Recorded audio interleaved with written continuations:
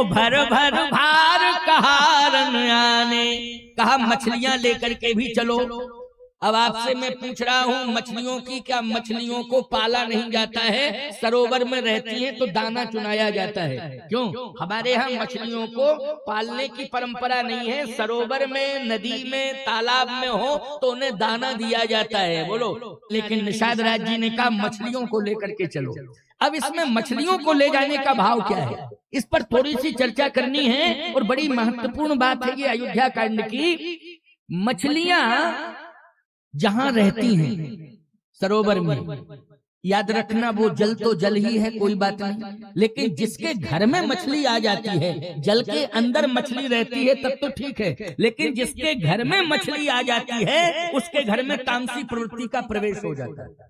क्यों? अर्थ निकल के आ गया। जिसके घर में मछली आ जाती है उसके घर में तामसी प्रवृत्ति का प्रवेश हो जाता है, क्योंकि मछली लाने वाले लोग मछली को निगल जाते हैं। समझ रहे हो कि नहीं? ये आजकल मछली पालने की परंपरा चल गई ना, वो कोई खूबसूरत काउंटर होता है, उसमें यूं यूं यूं हिलती फिरती रहती हैं रंग बिरंगी मछलियां हैं। अरे वो मछलियां क्या है, वो तो एक मछली का प्रतीक है। वो मछलियां नहीं है। क्यों भाई? वो मछली जैसी आकृति है। मछली तो वो है जो तालाबों में, नदियों में, सरोवरों में, समुद्र में रहती हैं। बोलो वो मछलियां। ये तो कई रंग बिरंगी पता नहीं कौन प्रजाति की मछली जैसी आकृति हो गई उनकी। कोई कीड़ा वीड़ा, जल का कीड़ा वीड़ा है जो हल्का फलता रहता है। समझ गए हो कि नहीं? उसको हम मछली नहीं मानते हैं। तो ध्यान से मेरी बात को सुनना, समझने की कोशिश करना। मछलियां क्यों ले जाई जा रही हैं? क्या आवश्यकता थी कि मछलियों को वशिष्ठ जी के सामने ले जाया जा रहा है, मछलियों को कौशल्या माँ के सामने ले जाया जा रहा है, मछलियों को भरत के सामने ले जाया जा रहा है? आखिर बात क्या है? कारण क्या है? कारण ये है कि निषाद राज से ही पूछा जाए और निषाद राज ने कारण बताया। क्या? कि अयोध्या का बहुत बड़ा समाज जा रहा है और सबकी भावना पहचानी नहीं जा सकती है, क्योंकि आजकल तो पत्रकार माइक लिए घूमते रहते हैं। बोलो तुम्हारे क्या विचार हैं, बोलो तुम्हारे क्या विचार हैं, तुम्हारे क्या विचार हैं, तुम अपना विचार सुनाओ, तुम अपना विचार सुनाओ। अच्छा एक बात बताओ, उस समय एक ही पत्रकार थे, केवल नारद जी। केवल नारद जी थे। अब किस किस से पूछते नारद जी? निषाद राज ने कहा कि सबके मन की बात को नहीं समझा जा सकता है और न ही सबके पास पहुंचा जा सकता है और न सबसे पूछा जा सकता है। फिर क्या होगा? कहा मछलियों को लेकर के जाएंगे, अगर दृष्टि मछलियों पर जिन जिन की पड़ेगी समझ लेंगे तामसी प्रवृत्ति। दृष्टि अगर मछलियों के ऊपर जिस जिसकी पड़ेगी तो समझ में आ जाएगा। अच्छा एक बात बताओ, हमारे हाथ में खुजली है, खुजली, और हम ऐसे ऐसे जो है खुजलाने लगे तो जितने गांजा पीने वाले सब कहेंगे गांजा मल रहे हैं क्या? तो समझ में आ जाएगा, क्लियर समझ में आ जाएगा कि इतने गजेड़ी बैठे हुए थे। हम तो हाथ खुजला रहे हैं लेकिन मानसिकता गांजा पीने वालों की है, तमाकू मलने वालों की है। तो बोलो यही कहेंगे कि महाराज की आदत है बीच बीच में तमाकू ही डाल लेते हैं, क्योंकि मल रहे हैं, काफी देर हो गई बैठे बैठे। तो मानसिकता समझ में आ जाएगी, कितने लोग तमाकू खाने वाले हैं, कितने लोग गांजा पीने वाले हैं, समझ में आ जाएगा। तो निषाद राज ने कहा कि अगर मछलियों पर दृष्टि गई, जिन जिन की गई, समझ में आ जाएगा कि ये तामसी प्रवृत्ति वाले हैं। और तामसी प्रवृत्ति वाला व्यक्ति जो है लड़ने झगड़ने में सबसे आगे रहता है। निषाद राज ने कहा मैं छटनी कर दूंगा। कहा कंदमूल फल? बोले कंदमूल फल पर जिनकी दृष्टि जाएगी समझ लेंगे सात्विकी प्रवृत्ति वाले लोग हैं। ये निश्चित रूप से राम का दर्शन करने जा रहे हैं, राम के श्री चरणार बिंदों में समर्पण करने जा रहे हैं, क्योंकि कंदमूल फल पर इनकी दृष्टि है। और खग मृग, अगर खग मृगों की ओर कोई देखता है तो समझ लेंगे राजसी प्रवृत्ति है। बोलो क्या प्रवृत्ति है? राजसी प्रवृत्ति है। इसलिए राजसी प्रवृत्ति, तामसी प्रवृत्ति और सात्विकी प्रवृत्ति। बोलो प्रवृत्तियां कितनी होती हैं? प्रवृत्तियां केवल 3 ही होती हैं, राजसी प्रवृत्ति, तामसी प्रवृत्ति और सात्विकी प्रवृत्ति। तो 3 प्रवृत्तियां होती हैं। लेकिन यहाँ गजब की बात आपको सुनने को मिलेगी। धन्य है भरत, मैं तो कहता हूं जो तीनों प्रवृत्तियों को बदल दे वही है संत, वही है संत। केवल एक ही प्रवृत्ति उसकी है, उस प्रवृत्ति विभूति का दिग्दर्शन भरत जी ने कराया है। जब निषाद राज जी तीनों को लेकर के पहुंचे हैं, कंदमूल फल लेकर के पहुंचे हैं, खगमृग लेकर पहुंचे हैं, मछलियों को लेकर के पहुंचे हैं, तो देखा भरत ने तीनों की ओर नहीं देखा। और जब भरत जी ने तीनों की ओर नहीं देखा तो जितने भरत जी के साथ हैं उन्होंने भी तीनों की ओर नहीं देखा। फिर देखा क्या निषाद राज ने? निषाद राज टकटकी निगाह से देख रहा है कि अयोध्या का कोई भी नागरिक कंदमूल फल को भी नहीं देख रहा है। क्यों? इसलिए कि जब तक राम जी का दर्शन नहीं हो जाएगा, ना तो जल ग्रहण करेंगे ना फल ग्रहण करेंगे, जब तक राम का दर्शन नहीं कर लेंगे। तो भाई कितने ही तुम फल लेकर के आ जाओ, जब तक हम लक्ष्य को नहीं प्राप्त कर लेंगे हम देखेंगे भी नहीं, क्योंकि लक्ष्य है कि राम का दर्शन करेंगे तभी जल और फल ग्रहण करेंगे, वरना जल फल ग्रहण नहीं करेंगे। जब तक राम का दर्शन नहीं हो जाएगा तब तक जल और फल ग्रहण नहीं करेंगे। निषाद राज ने कहा बहुत बड़ी भूल हो रही थी, यहाँ तो तीनों की ओर नहीं देख रहे हैं तो कर क्या रहे हैं? तो भरत जी महाराज जो है श्रृंगवेरपुर की पृथ्वी का दर्शन कर रहे हैं, और पृथ्वी का दर्शन कर रहे हैं तो जहाँ राम जी के चरण पड़ गए हैं वहाँ भरत जी को तीर्थ दिखाई दे रहा है, क्योंकि चरण राम तीर्थ चले जाए ही, जहाँ जहाँ श्री राम के चरण पड़े हैं वहाँ वहाँ तीर्थ बन गया है। तो जैसे ही भरत की दृष्टि पड़ी, श्री राम का चरण पड़ा था, वहाँ तीर्थ दिखाई दे गया भरत को। भरत जी उस मिट्टी को उठा करके, रज को उठा करके माथे से लगा रहे थे। अब अयोध्या वासी देख रहे हैं तो अयोध्या वासियों को भी तीर्थ ही दिखाई दे रहा है। आपको सत्य बताऊं, जब तीर्थ जहाँ आता है और दिखाई देता है, चाहे जिसने बनाया हो, लेकिन बड़े बड़े तपस्वी महात्मा भी तीर्थ को प्रणाम करते हैं। वो लोग करते हैं कि नहीं करते हैं? अच्छा एक बात बताओ, आपके बेटे ने मंदिर बनाया, आपके बेटे ने मंदिर बनाया, लेकिन हम जब मंदिर में जाएंगे तो साष्टांग गिर जाएंगे कि नहीं गिर जाएंगे? जल्दी बोलो। बनाया आपके बच्चे ने है, बनाया आपके बच्चों ने है, लेकिन हम जब जाएंगे तो मंदिर में प्रवेश करेंगे तो सबसे पहले उस भूमि पर गिर जाएंगे। बोलो गिर जाएंगे कि नहीं? याद रखना, वशिष्ठ जी भी प्रणाम करते हुए नजर आए हैं। निषाद राज ने कहा इतना बड़ा तपस्वी हमारी भूमि को प्रणाम कर रहा है। बोलो ये परिवर्तन किसने किया है? इस यात्रा में ये सबसे बड़ा परिवर्तन किया है तो भरत ने किया है। गोस्वामी जी कह रहे चरण रेख रज नेल रावही और रघुबर मिलन सरिस सुख पावई।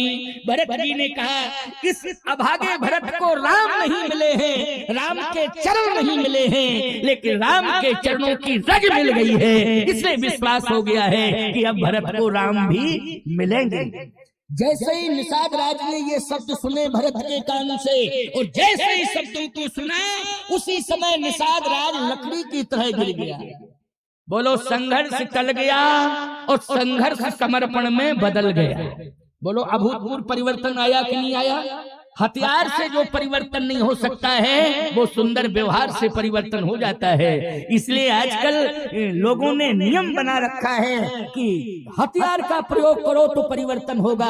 सावधान हो जाओ, मारना है अगर किसी को मार दो एहसान से, फायदा क्या मिलेगा? अगर मार दोगे जान से बदला ले सकता है जान का मारा हुआ, लेकिन सिर उठा नहीं सकता एहसान का मारा हुआ।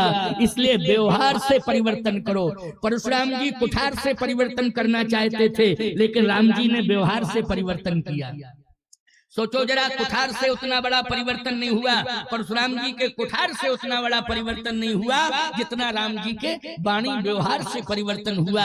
इसलिए भगवंत हो चाहे संत हो, आपको वाणी से व्यवहार से परिवर्तन करने की कोशिश करना चाहिए। हाँ, जब वाणी व्यवहार से परिवर्तन ना हो तो अंत में फिर शस्त्र ही उठाना पड़ता है। अंत में वो अंतिम परिस्थिति है, लेकिन प्रथम दृष्टिया नहीं, अंतिम कंडीशन पर। इसलिए जब पाकिस्तान नहीं मानता है तो हिंदुस्तान के सैनिकों को शस्त्र उठाने पड़ते हैं कि नहीं उठाने पड़ते? कि तुम माने ही नहीं रहे हो, चले जा रहे हो, अब हम तुम्हें निपटा देंगे, है नहीं? तो अंतिम कंडीशन है वो। लेकिन बिना बजाय के धाए धाए करना, प्रदर्शन करना शक्ति का, ये हमारे भारत की मान्यता नहीं है, ना हमारे भारत की सोच है, ना हमारे भारत के सैनिकों की सोच है। याद रखना, सोच कब है?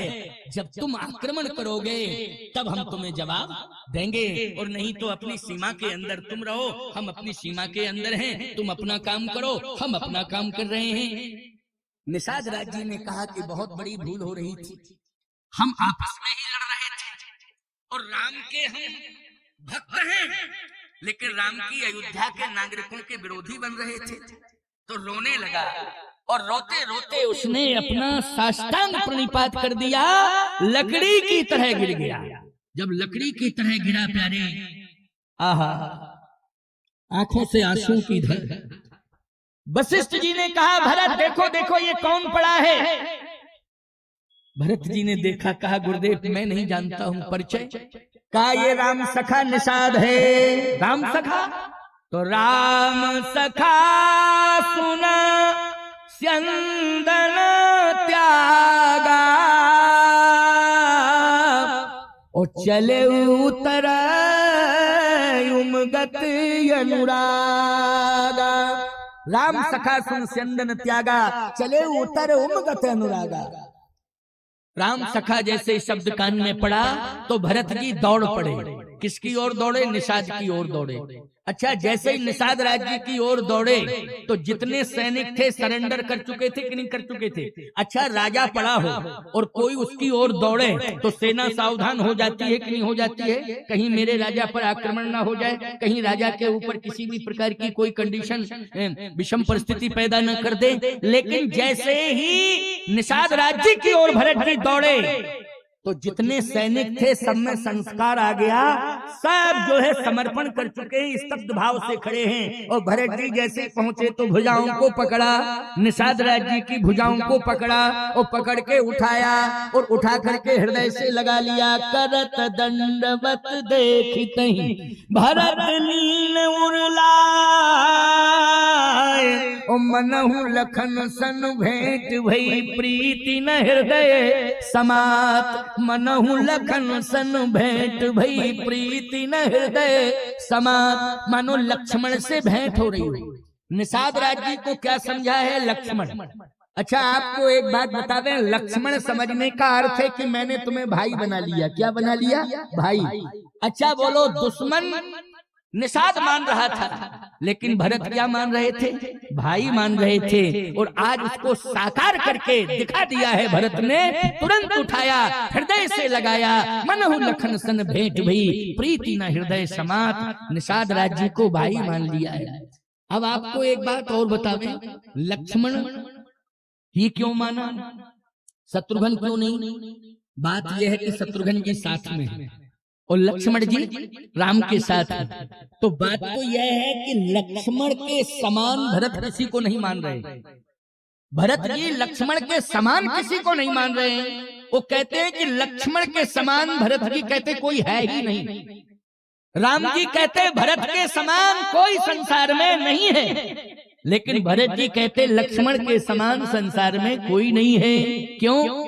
बोले जीवन लाभ लखन भल पावा, ओ सब तजी राम चरण मन लावा। सब तजी राम चरण मन लावा। आय धन लक्ष्मण बड़ भागी, और राम पदार बिंद अनुरागी। राम पदार बिंद अनुरागी। लक्ष्मण तुम्हारे समान कोई भाग्यवान नहीं है, तुम्हारे समान कोई धन नहीं है। इसका मतलब ये है कि भरत जी महाराज निषाद राज जी से भी ये कहना चाहते हैं कि तुम्हारे समान कोई भाग्यवान नहीं है। लक्ष्मण जैसा ही तुम्हारा व्यक्तित्व है, क्योंकि लक्ष्मण ने घर द्वार छोड़ा है, श्री राम जी का साथ पकड़ा है, लेकिन तुमने राम के पीछे अपना राज्य छोड़ दिया है, समर्पित कर दिया है कि ये पूरा राज्य आपका है। विपत्ति काल में जो साथ देता है, याद रखना वही सबसे बड़ा साथी होता है। और विपत्ति काल में यदि कोई दूरियां बना लेता है तो याद रख लेना सबसे बड़ा स्वार्थी होता है। जो विपत्ति काल में साथ देता है वो साथी है, और जो विपत्ति काल में साथ छोड़ देता है वो स्वार्थी है। इसलिए हमें स्वार्थी नहीं बनना है, हमें क्या बनना है, हमें साथी बनना है। इसलिए एक दूसरे के साथी बनो, दुख सुख में शामिल हो जाओ, और सभी के साथ मिलजुल करके प्रेम से समाज में रह करके गांव को चलाओ और देश को चलाओ, और अपने देश के सम्मान को बचाओ, और अपनी संस्कृति और अपने धर्म को बचाओ। यही हमारा संकल्प होना चाहिए। आज संघर्ष समर्पण में बदल गया। भरत और निषाद राज जी दोनों मिल रहे हैं, हृदय से हृदय लगा के मिल रहे हैं। वशिष्ठ जी ने कहा, भरत, निषाद राज ने राम को पहुंचाया है, इससे पूछो कि कहां पहुंचाया है, राम कहां है? क्योंकि इसी ने राम को पहुंचाया है और हम सब खोज रहे हैं, तो इसी से पूछा जाए कि राम कहाँ है। जहां राम हो ये ले चले, भरत कहो। भरत जी ने कहा, नहीं गुरुदेव, भले ही पहुंचाए हो, लेकिन ये भरत को नहीं पहुंचा पाएगा। इसलिए कि ये राजपद पर बैठे, और निश्चित रूप से राम तक पहुंचाने के लिए इनको राजपद का त्याग करना पड़ेगा, क्योंकि राजपद पर बैठे हुए राम तक नहीं पहुंचा पाएंगे। एक बात आपको बतावे, मनु जी को तब राम मिले हैं जब राजपद त्यागा है। बोलो भाई, तभी राम मिले हैं कि नहीं मिले हैं? दशरथ जी ने भी जब मन से राज त्याग दिया, हार गए कि अब राजा बनने से कोई फायदा नहीं है, सीधे गुरु ग्रह गए तुरंत महिपाला, एक बार भूपत मन माही भई गलानी मोरे सुतनाई। गुरु ग्रह गए तुरंत महिपाला, चरण लाग कर विनय विशाला। जब हार गए और व्यर्थ है ये राज्य सिंहासन पर बैठने की अब कोई आवश्यकता नहीं, क्योंकि उत्तराधिकारी ही नहीं मिला है अयोध्या राज्य को, तो फायदा क्या है? जिस समय सिंहासन त्याग करके मुकुट रख के जब राजा गुरु के पास गया तब राम मिले। बोलो मिले कि नहीं? महाराज मनु ने मुकुट का त्याग किया, तब नैमिषारण्य में नील सरोरुह नीलमणि नील नीरधर श्याम लाजे तन शोभा नरक कोटि कोटि शत काम, तब मिले महाराज मनु को राम। आपको सत्य बतावें, ध्यान से मेरी बात को सुनना, ये छोड़ करके राम को चला आया, फिर आ गया संगमेरपुर में। बोलो आ गया कि नहीं आ गया? लेकिन सच्ची बात तो यह है कि लक्ष्मण जी को अयोध्या का राज मिल रहा था, और भगवान राम स्वयं कह रहे थे, राव वृद्ध बस दुख मन माही भरत भवन रित सूदन नाही, जो बन जाऊं तुम्हें लई साथा, सब विधि हुई है अवध अनाथा। लक्ष्मण, तुम चले जाओगे तो अयोध्या अनाथ हो जाएगी, और तुम रहोगे तो अयोध्या का नाथ निश्चित रूप से तुम्हें माना जाएगा और नेतृत्व तुम करोगे। लक्ष्मण जी ने कहा, नहीं, मुझे राज्य से मतलब नहीं है, मुझे राम से मतलब है। इसलिए भरत जी लक्ष्मण जी को राम जी मिल गए सदा सदा के लिए, और भरत जी ने भी राज्य से मुख मोड़ लिया, और भरत जी ने कह दिया कि नहीं, मुझे राजपद नहीं चाहिए, मुझे राम पद चाहिए। तो भरत को भी राम मिल गए। बोलो मिल गए कि नहीं? और एक बात बतावे, भरत जी ने कहा कि श्रृंगवेरपुर का राजा मुझे राम तक नहीं पहुंचाएगा, फिर श्रृंगवेरपुर का जो भक्त है वो मुझे राम तक पहुंचाएगा। अच्छा, श्रृंगवेरपुर का भक्त कौन है? जिसको भगवान ने भक्ति दी है वो भक्त है। राम जी ने प्रेम दिया है निषाद राज को, इसलिए सखा बना लिया है। लेकिन भक्ति श्रृंगवेरपुर में यदि राम ने दी है तो केवट को दी है। बोलो भक्ति किसे दी है? केवट को दी है। इसका प्रमाण है दोहा, बहुत कीन हट लखन सिए नहीं कछु केवट ले, उबिदा कीन करुणा यतन भगति विमल बर दे। विमल भक्ति का वरदान भगवान ने, खजाना जो था विमल भक्ति का, वो किसको दे दिया है? केवट को दे दिया है। अच्छा सही बताना, रास्ता किसने बताया है? राम जी तक पहुंचाया किसने है? इसी केवट ने पहुंचाया है। ये प्रमाण है कि केवट ने पहुंचाया है भरत को, निषाद राज ने नहीं पहुंचाया। जिस केवट ने राम जी को पार किया है नाव में बिठा के, जिस केवट को भगवान ने भक्ति दी है, उसी केवट ने ही राम तक पहुंचाया है और राम का पता भी बताया है। तब केवट ऊंचे चढ़ाई कहे भरत सन भुजा उठाई, नाथ देखी है बिटप विशाला, पाकर जम्बू रसाल तमाला, तिन तरुबरन मध्य बट सोहा, मंजू विशाल देख मन मोहा, देवी परम साधु समाजू, राजत सीय सहित रघुराजू, कहाँ बैठ मुनिगण सहित नित सिय राम सुजान, और सुनहि कथा इतिहास सब आगम निगम पुराण। इसका मतलब है कि जहाँ श्रृंगबेरपुर में भरत है वहीं से पर्वत पे चढ़ के बता रहा है, और पूरी की पूरी लोकेशन सिचुएशन जो वर्तमान की परिस्थिति है सब बता रहा है। सीधी सी बात यह है, इसके पास दिव्य दृष्टि है। जिसके पास दिव्य दृष्टि होती है वो बता देता है कि फलानी जगह क्या हो रहा है, कौन व्यक्ति क्या कर रहा है, वहाँ क्या हो रहा है। बोलो, ये दिव्य दृष्टि वाला बताता है।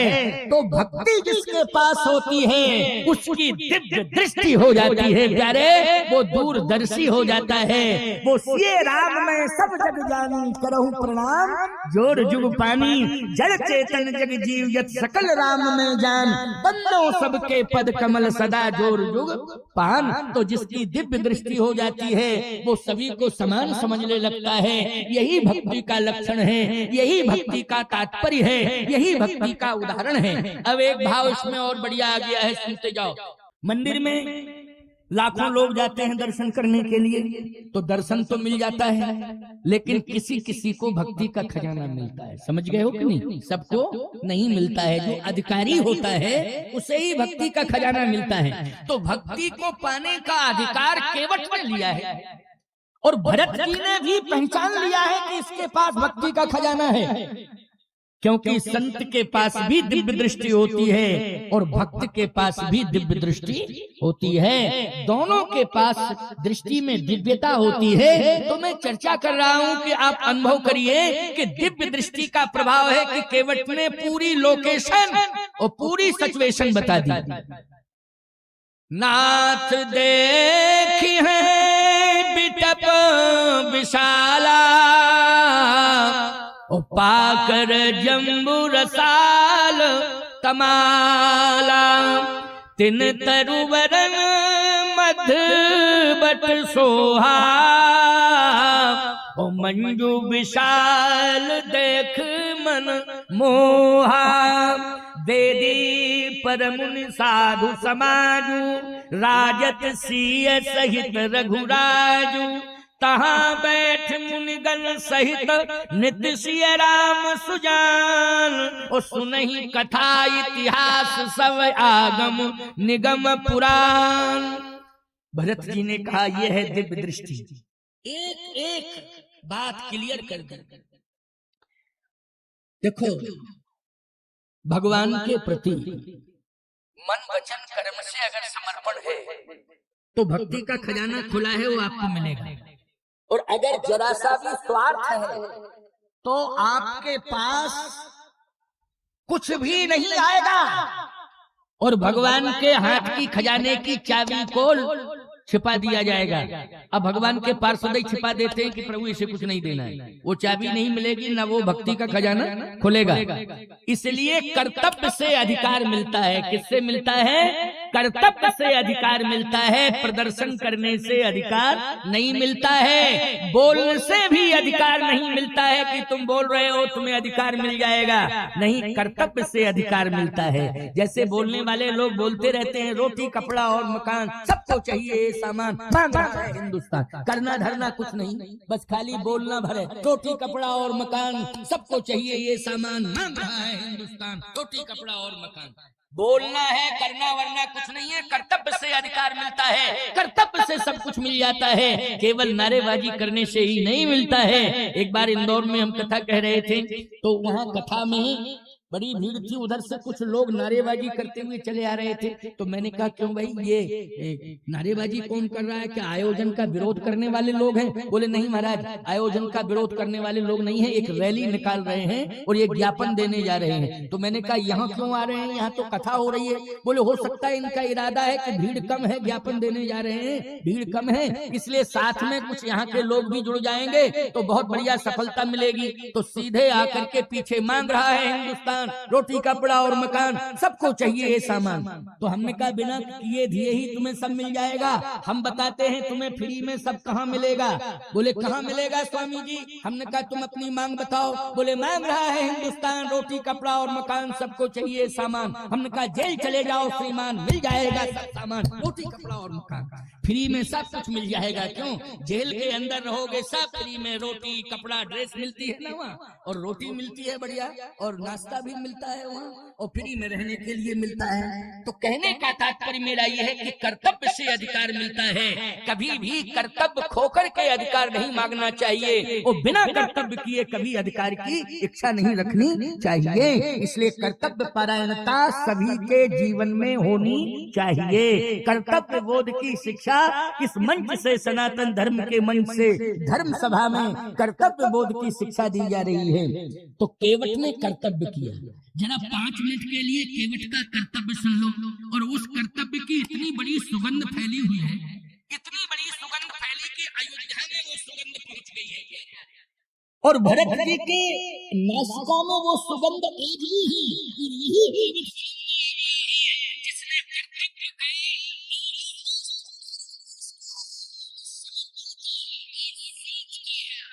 एक इतना सुंदर दृष्टांत दिया है कि इतिहास अमर हो गया है। और रामचरितमानस में बड़े बड़े महापात्रों की चर्चा होती है, महाभागों की चर्चा होती है, उनमें केवट की भी चर्चा होती है। बोलो होती है कि नहीं होती? अब जरा थोड़ा सा 10 मिनट का कर्तव्य बोध पर हम एक प्रमाण दे रहे हैं, उसको सुनना और हृदयंगम करना। ऐसा नहीं कि ऊपर से निकल जाए वो, नहीं, अंदर पहुंचना चाहिए, आपके हृदय के अंदर पहुंचना चाहिए। अब सुनो जरा, क्या कर्तव्य? भगवान राम को पार किया, लेकिन राम जी के पास कुछ नहीं है। समझना, बहुत अच्छा उदाहरण है, कुछ भी नहीं है, क्योंकि कैकेयी ने कहा बलकल वस्त्र पहन करके जाए, और यदि थोड़ा सा कुछ वस्त्र ही चाहिए तो पीताम्बर डाल के जाए। क्या डाल के जाए? पीताम्बर डाल के जाए, बस इतना ही रहेगा और कुछ नहीं। और ऐसे वस्त्र होंगे जिनमें पॉकेट नहीं होगी, जैसे हम ये वस्त्र लपेटे हुए हैं, अब इसमें जेब ही नहीं है। कहाँ है जेब? है ही नहीं जेब, क्योंकि ये वस्त्र हैं, सन्यास्त परंपरा के वस्त्र हैं, इनमें जेब नहीं है। ऐसे ही राम जी के पास कुछ रखने के लिए कोई विशेष प्रबंध नहीं होना चाहिए। चल दिए राम जी। अब केवट ने जैसे ही पार किया तो भगवान ने कहा कि कर्तव्य तो ये होता है कि कुछ ना कुछ देना चाहिए। बोलो भाई, जैसे आपने किसी की नाव में बैठ के नदी पार की तो धर्म क्या कहता है? बोलो कि लो भैया। अच्छा, अगर नहीं होता है तो आप ये कह देते हो कि परिचित क्यों हो, थोड़ा विश्वास करना, हम आपको बाद में दे देंगे, ये भी चल जाता है। बोलो चल जाता है कि नहीं? तो भगवान बोले अभी हम कोई देने लेने वाली घोषणा नहीं कर सकते हैं, क्योंकि इस समय प्रतिबंधित है। क्योंकि वनवासी रूप में राम जी कोई घोषणा कर पाएंगे क्या? जल्दी बोलो, इस समय चुनाव चल रहे हैं, नेता लोग क्या घोषणा कर देंगे? जो पदस्थ है वो कहीं घोषणा कर पाएंगे? तुरंत चुनाव आयोग के चक्कर में फंस जाएंगे। प्रलोभन दे रहे हो, लेकिन फिर भी कुछ ना कुछ तो कह ही देते हैं। ऐसी बात नहीं, क्या किया जाए? बिना प्रलोभन दिए कुछ होता ही नहीं है, सफलता ही नहीं मिलती है। और ऐसा आजकल प्रलोभन की जनता भी लोभी हो गई है कि बिना लिए दिए कुछ कहती भी नहीं है, कुछ करती भी नहीं है। वारी जनता। लेकिन सुनो, परिवर्तन करो, मत उसे देना चाहिए जिसके पास चरित्र है, करैक्टर है, चरित्र है। चरित्र की कीमत होती है प्यारे, और उसी मत की कीमत होती है जो मत चरित्र का चुनाव कर लेता है, उसी की कीमत होती है। इसलिए राम का चुनाव हम लोगों ने क्यों किया है कि सभी ने हृदय में राम को बिठाया है। इसलिए बिठाया है कि राम जैसा करैक्टर किसी का संसार में है नहीं, किसी का चरित्र राम जैसा नहीं है प्यारे, जैसा राम का चरित्र है। भगवान ने कहा नहीं, कुछ देना चाहिए था, लेकिन क्या करें, देने के लिए है नहीं। संकोच आ गया राम जी। केवट उतर दंडवत कीन्हा, और प्रभु सकुचे यही कछु नहीं दीन्हा। भगवान को संकोच आ गया कि प्रभु सकुचे यही कछु नहीं दीना, मैंने कुछ नहीं दे पाया। भगवान खड़े हैं संकोच में, लेकिन सीता जी ने कहा कि मेरा पति संकोच में आ जावे तो ये मेरा धर्म नहीं कहता है। ऐसा मेरा पति का व्यक्तित्व जिसके रोम रोम में आदर्श भरा हो, और आज उसकी आंखों में आंसू है कि मेरे पास देने के लिए कुछ नहीं है। तो सीता जी ने कहा कुछ भी हो जो मेरे पास है मैं दे रही हूं। तो सिय पिय ही की जान निहारी, और मणि मुद्री मन मुद्रित उतारी। जो मुद्री थी बेश कीमती मुद्री थी, उसको उतारा और प्रभु राम को दे दिया। अच्छा, जैसे राम जी के हाथ में मुद्री आई तो आंसू बंद हो गए, चेहरे में थोड़ी प्रसन्नता आ गई, क्योंकि मुझे मिल गया आप देने के लिए।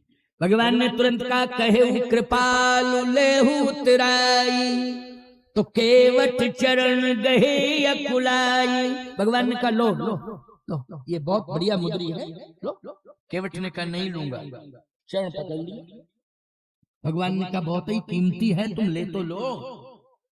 केवट ने कहा नहीं लूंगा। लक्ष्मण जी बोले अब आपने देने लेने के चक्कर में पता नहीं क्यों ये मामला बिगाड़ लिया। जब पहले ही कह रहा था कुछ भी नहीं चाहिए तो चुपचाप करते हो चलते थे। आप खड़े हो गए, रोने लगे, उदास हो गए, फिर भाभी जी ने मुद्री दे दी और फिर अब ले नहीं रहा है। लक्ष्मण जी बोले हम समझ रहे हैं ये मुद्री नहीं ले रहा, ये कह रहे हैं अयोध्या की रजिस्ट्री कर दो पूरी, इसको पूरी अयोध्या चाहिए, ये मुद्री में संतुष्ट नहीं होगा।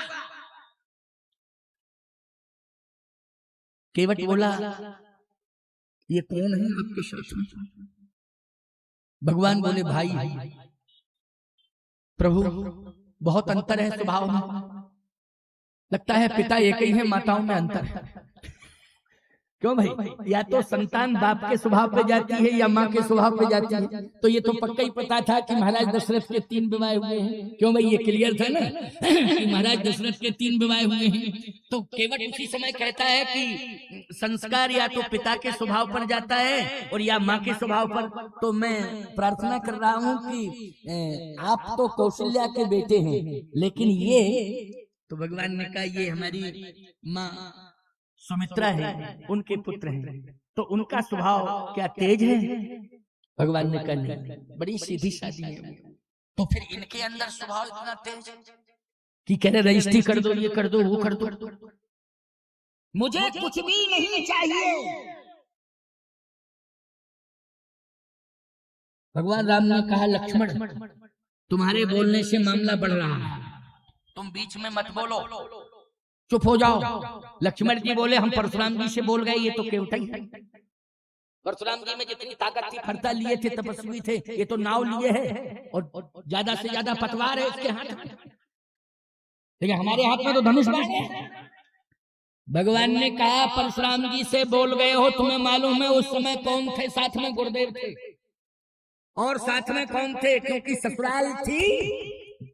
बोलो साथ में कौन थी? ससुराल पूरी, जनकपुर ससुराल है ना, तो ससुराल में बड़ी ताकत होती है ना दामाद की। बोलो भाई, तो पूरी ससुराल पक्ष में थी और गुरुदेव साथ में थे, इसलिए तुम्हारा बोलना निभ गया। लेकिन यहाँ कोई नहीं है साथ में, बोलोगे तो गड़बड़ी हो जाएगी। अभी घर से चले आए और अब घाट से भी चले जाएंगे, ना घर के रहेंगे ना घाट के रहेंगे, इसलिए चुप रहो, कुछ नहीं बोलना है, जो बातचीत करूंगा मैं ही करूंगा। अच्छा केवट क्यों नहीं ले रहे हो ये बताओ? तो केवट रोने लगा, कहता है प्रभु ये आभूषण है। क्या है? आभूषण। अच्छा आभूषणों में भी महिला का आभूषण है, और निश्चित रूप से यदि आभूषण आपको मिला है तो और कोई महिला नहीं, जानकी जी खड़ी हैं और उन्होंने ही दिया है आपको। भगवान ने कहा हम झूठ नहीं बोलते, हाँ दिया तो उन्होंने ही, लेकिन मेरी पत्नी है। पत्नी अगर पति को कोई वस्तु देती है तो अधिकार है ना पति का, और पत्नी दे सकती है, उसमें सोचने की क्या जरूरत है? केवट ने कहा पत्नी अपने अधिकार का प्रयोग करेगी, और अपने व्यवहार का प्रयोग करेगी, और पति भी ले लेगा, अधिकार है उसे लेने का, लेकिन मुझे लेने का अधिकार नहीं है। आपको पत्नी की वस्तु लेने का अधिकार है, लेकिन मुझे अधिकार नहीं है। क्यों? क्योंकि ये नारी का आभूषण है, और आभूषण कोई नारी अगर मजबूरी में देती है तो ये नैतिकता नहीं है। बोलो भाई, नैतिकता नहीं है, याद रखना कितनी बड़ी बात है। अरे लानत करो, धिक्कार है तुम्हारी जिंदगी को।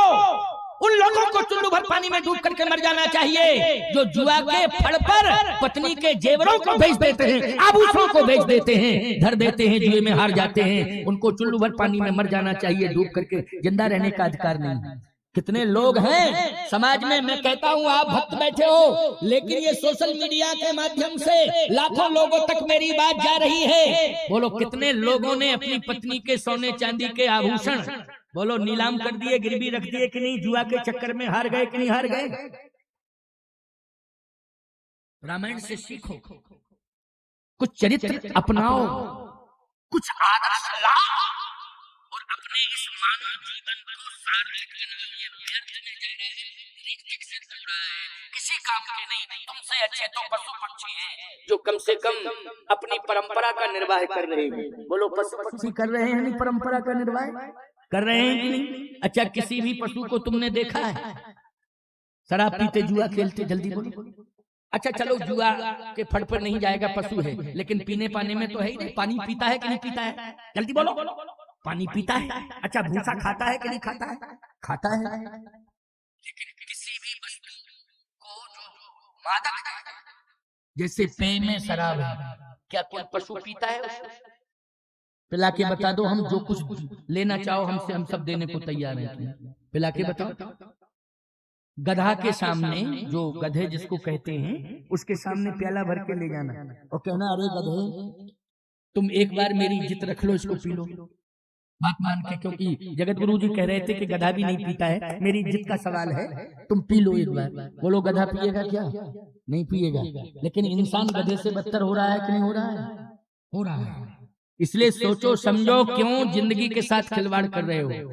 बहन बेटियों के आभूषण भी बेच रहे हो, और पुरखों की जमीन जायदाद भी बेच रहे हो। बीमार होते हो तो डॉक्टरों को दे रहे हो, झगड़ा करते हो तो पुलिस थाने को दे रहे हो, और ज्यादा अगर बड़ा झगड़ा हो गया तो कोर्ट कचहरी अदालत में जाकर के वकीलों को दे रहे हो, जजों को दे रहे हो। बोलो धन बर्बाद कर रहे हो कि नहीं कर रहे हो? इसलिए जीवन को सुधार लो, संभाल लो। ये बात लाखों लोगों तक मेरी जा रही है, लाखों लोगों तक ये संदेश पहुंच रहा है, क्योंकि मेरे YouTube चैनल के लाखों फॉलोवर्स हैं जो सुनते हैं मेरी कथा को, और कथा सुनने के बाद परिवर्तन भी करते हैं। ऐसे भी समाचार हमें सुनने को मिले हैं कि लोगों ने सुन सुन करके परिवर्तन किया है। आज केवट कहता है, नहीं नहीं, ये नैतिकता नहीं है कि मैं बहन बेटी के आभूषणों को ले लूं। ये प्रभु मैं कभी नहीं करूंगा। मैंने पार कर दिया, आपके पास कुछ नहीं है, आपने दर्शन दे दिया, आप बैठ करके नाव पार कर लिए, क्योंकि आप संकल्प लेकर के जा रहे हैं। और आपका संकल्प केवल व्यक्तिगत संकल्प नहीं है, आपका संकल्प धरती के भार को उतारने वाला है। बोलो राम जी का संकल्प क्या है? धरती के भार को उतारने वाला संकल्प है। आपका व्यक्तिगत कोई संकल्प, स्वार्थ का संकल्प नहीं है, परमार्थ का संकल्प है। इसलिए इस संकल्प को लेकर के आप जा रहे हैं। मैं इसमें सहयोगी बन गया, क्यों भाई? अच्छे संकल्प के साथ मैं सहयोगी बन गया। मैं आपको धन नहीं दे सकता हूँ, मैं आपको श्रीफल नारियल नहीं दे सकता हूँ, लेकिन मैं आपको केवल सेवा तो दे सकता हूँ। इसलिए नाव में बिठा करके मैंने आपको पार कर दिया। अब बहन बेटियों के आभूषण लूं, ये मेरा धर्म नहीं कहता। भगवान राम ने कहा, मेरा संकल्प केवल निश्चरहीन करो मैं भूल उठाए कीन, यही नहीं है। मेरा संकल्प ये भी है कि मैं जो सोच लेता हूँ, प्रतिज्ञा कर लेता हूँ, उसे पूरा करता हूँ। मैंने ये संकल्प लिया है कि ये मुद्री सीता ने अगर हमें दी है तो हम केवट को देंगे, और जब केवट को देंगे तो लेना पड़ेगा, क्योंकि संकल्प मैंने लिया है देने का, और तुम्हें लेना पड़ेगा।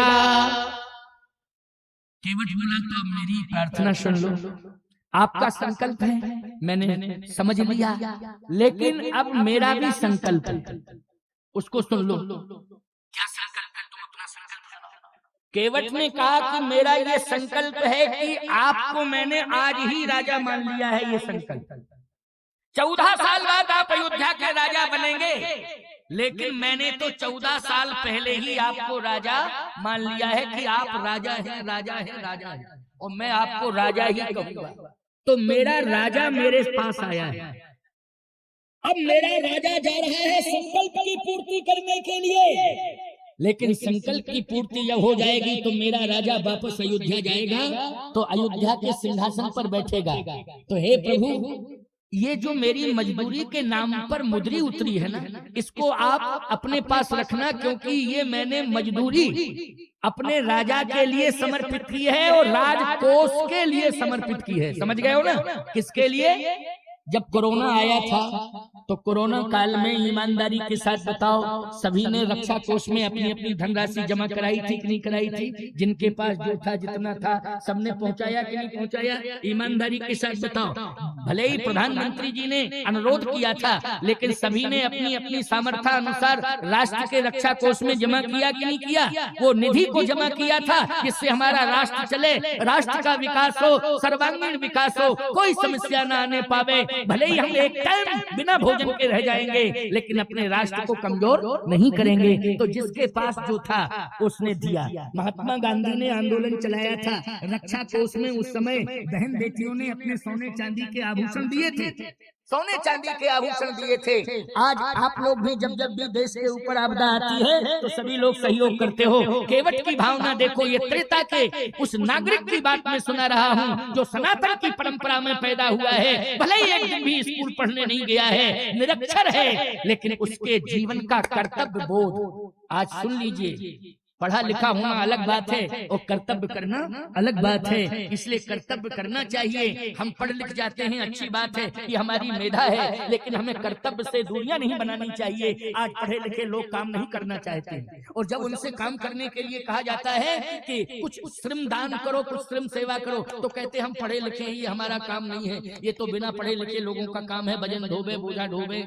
नहीं नहीं, गलत, ऐसा सोचना ही नहीं चाहिए। क्योंकि अगर आप बुद्धिजीवी हो गए हैं तो आप तभी स्वस्थ रह सकते हैं जब श्रमजीवी हो जाएंगे, और केवल बुद्धिजीवी बने रहेंगे और श्रम से दूरियां बन जाएंगी तो आप बीमार हो जाएंगे, अपना कार्य पूरा नहीं कर पाएंगे, और शायद है कि ऐसी बीमारी खतरनाक आ जाए कि समय के पहले ही आपको दुनिया छोड़ के जाना पड़े। इसलिए ऐसी गलती मत करना, ऐसी भूल मत करना। भले ही कितने पढ़ लिख जाओ, लेकिन शरीर से श्रम करना ये हमारा परम धर्म है, और ये हमारे जीवन में कर्तव्य बोध होना चाहिए। तो केवट ने कहा कि प्रभु, मैंने ये मुद्री आपको ही दे दी। क्यों? क्योंकि आप अयोध्या के रक्षा कोष में जमा कर देंगे, और जैसे ही आप अयोध्या के रक्षा कोष में जमा करोगे तो मैं निश्चित रूप से आपके राम राज्य का नागरिक बन जाऊंगा। क्या बन जाऊंगा? राम राज्य का नागरिक बन जाऊंगा, नागरिकता मुझे मिल जाएगी। और हे प्रभु, मेरी एक और प्रार्थना है, वैसे तो आपके राज्य में कभी कोई कमी रहेगी नहीं, लेकिन कभी धन की जरूरत पड़ जाए तो सबसे पहले अयोध्या के खजाने से मेरी मुद्री निकाल करके अयोध्या के सम्मान में खर्च कर दीजिएगा। बस मेरी यही प्रार्थना है, इसलिए ये मुद्री को आप रखें। बोलो, ये कर्तव्य बोध है कि नहीं? ये कितना बढ़िया समर्पण है, ये कितना बढ़िया सुझाव है, ये कितनी बढ़िया सोच है। इसलिए मैं कहना चाहता हूँ, इन प्रसंगों के माध्यम से सोच बदलने की जरूरत है। इन प्रसंगों के माध्यम से कर्तव्य बोध में हम सबको कैसे अग्रसर होना चाहिए, इसके लिए ये सुंदर चिंतन है।